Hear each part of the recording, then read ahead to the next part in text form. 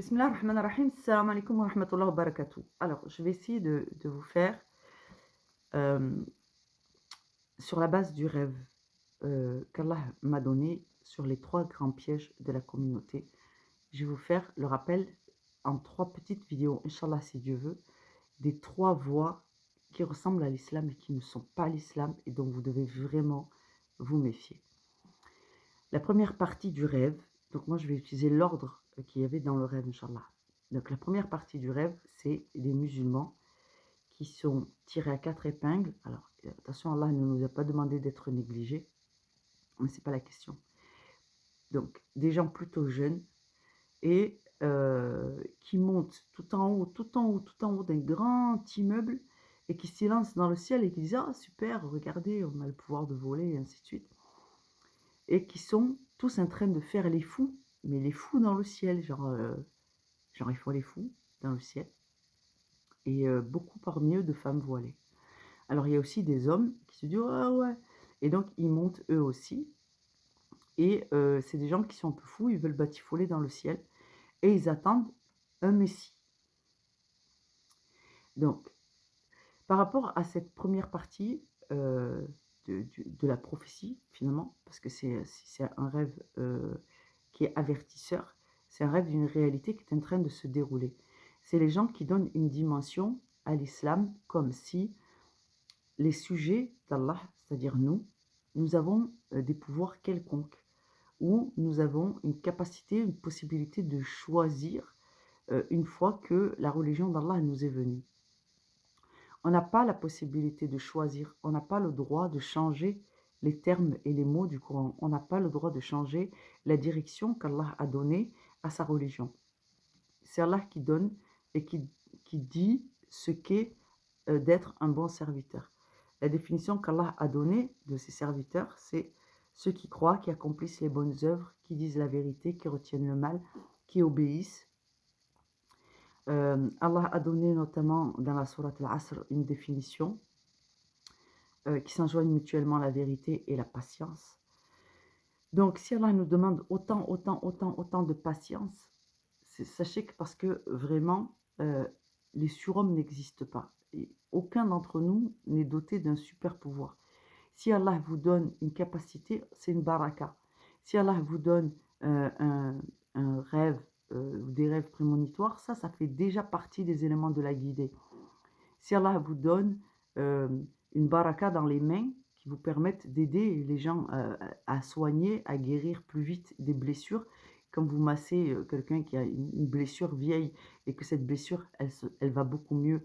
Et si avec ce massage, vous ajoutez les invocations de guérison et les sourates, vous n'êtes ni plus ni moins qu'en train de pratiquer une ruqya et Allah vous accorde plus facilement à vous et il vous a peut-être mis une baraka dans les mains. C'est une possibilité, on ne peut pas l'exclure. Mais ça existe déjà. Ça s'appelle la baraka.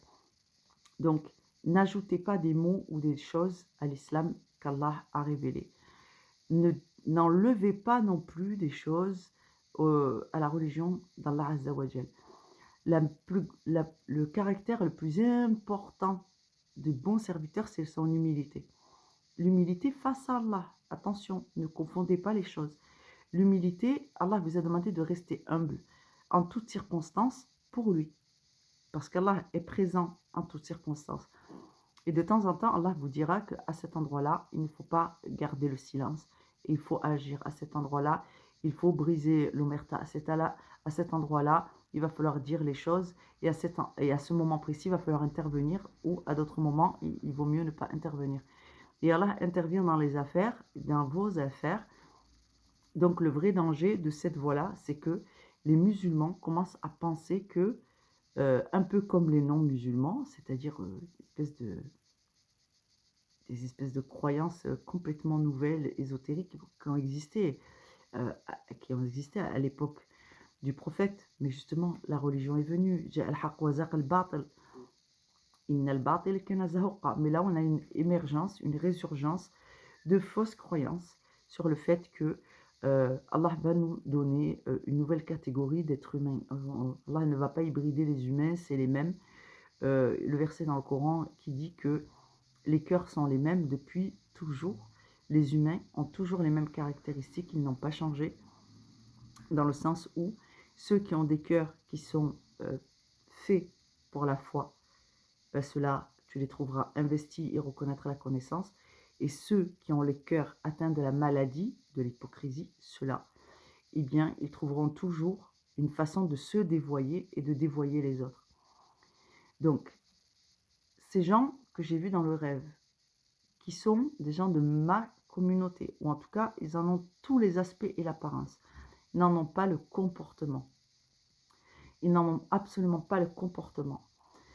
Le comportement de référence, c'est de chercher la vérité, certes, mais de faire très attention de ne pas prendre la mauvaise voie. Et quand on cherche la vérité et qu'on essaye d'éviter la mauvaise voie, on s'adresse à Allah parce que c'est lui qui guide.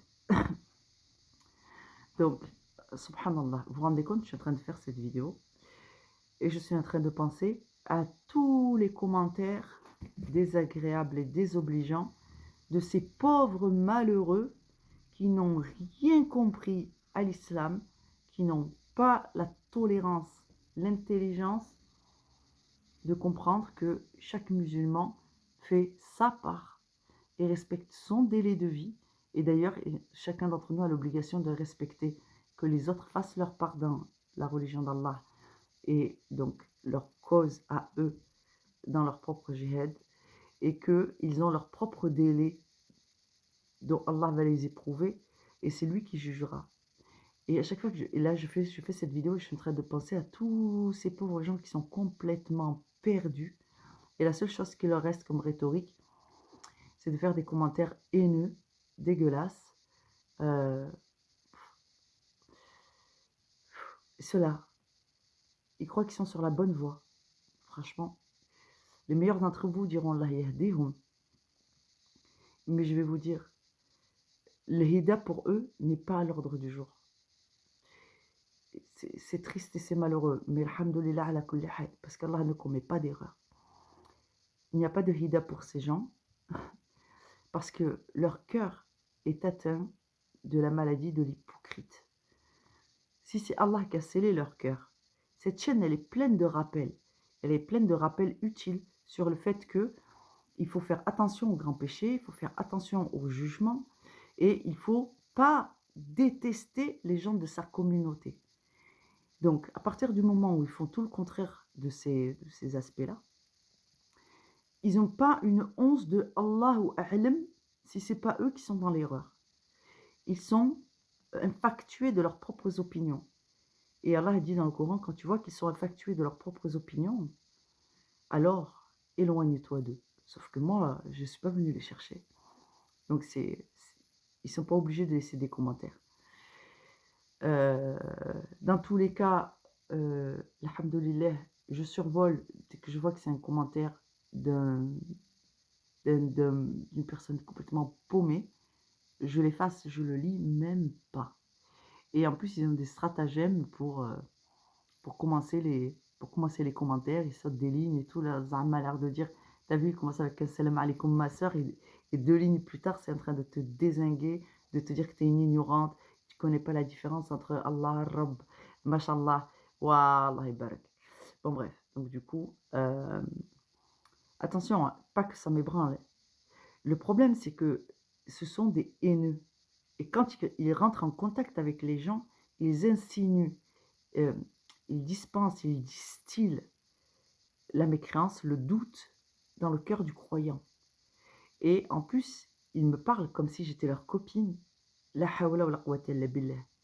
Par Allah, je ne fréquente pas ce genre de personnes criminelles dans mon quotidien. C'est eux qui viennent me chercher, subhanallah. Mais alhamdoulilah pour ça. Donc en fait, et en définitive, si moi, Allah est mon maître, c'est à lui que j'obéis, c'est lui que je crains. Et qu'est-ce que vous croyez que vous avez comme chance de me dissuader de finir mon travail? Mais qu'est-ce qui cloche dans votre tête? Parce que vous êtes des monafiqines, vous croyez qu'il suffit de faire pression sur un musulman pour que le musulman il commence à se débiner. Non, non. Les vrais musulmans, ils n'écoutent qu'Allah. Et s'ils ont le commandement de faire ce qu'ils font, alors ils le font. Et quand j'aurai fini mon travail, j'arrêterai. Mais pas parce que vous, ça vous dérange.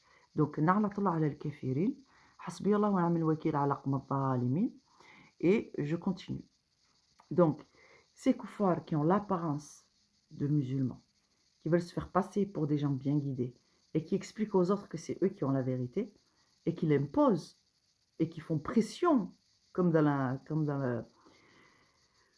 le récit de Sidina Daoud, quand il y a les deux hommes qui rentrent et qui disent oui, il a des brebis, moi j'en avais qu'une, et il a fait pression sur moi pour que je lui donne ma brebis. Vous savez ce qu'il a répondu Vous savez ce qu'il a répondu le messager? Il a répondu, certes, il a été criminel en faisant pression sur toi. De la même façon, là, ils sont en train d'essayer de faire pression sur nous pour dire, regardez comme on est nombreux, on a raison, et la voie qui mène à Allah, c'est la voie des ouïes, on a des rêves prémonitoires, adna. C'est la fin on approche la fin du temps, la fin des temps. Il y aura des rêves, il y aura plus de prémonitions, ça fait partie des hadiths. Mais ce n'est pas parce qu'il y aura plus de rêves, plus de prémonitions, plus de choses bizarres, plus de sorcellerie présentées au regard de la majorité. C'est-à-dire que les gens vont pouvoir voir de leurs yeux des choses inhabituelles, des choses qu'on n'est pas censé voir. Ces moments vont être de plus en plus nombreux, il va y avoir de plus en plus d'événements comme ça, et les gens vont commencer à penser que eux, ils peuvent être dotés de super pouvoirs ou de facultés particulières. En fait, non, pas du tout. Les musulmans devront se débrouiller pour rester humbles et pour garder la vraie religion de droiture. Par rapport à la deuxième et au troisième, sachez que la religion de droiture, c'est j'obéis seulement à Allah, je crains Allah, et je n'obéis pas à ceux qui ont dérogé et qui ont trahi leur serment avec Allah. Je suis le bon comportement et je regarde mon prophète Mohammed alayhi salatu wassalam.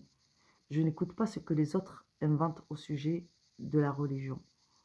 Tous les termes qui sont nouveaux, ne les utilisez pas.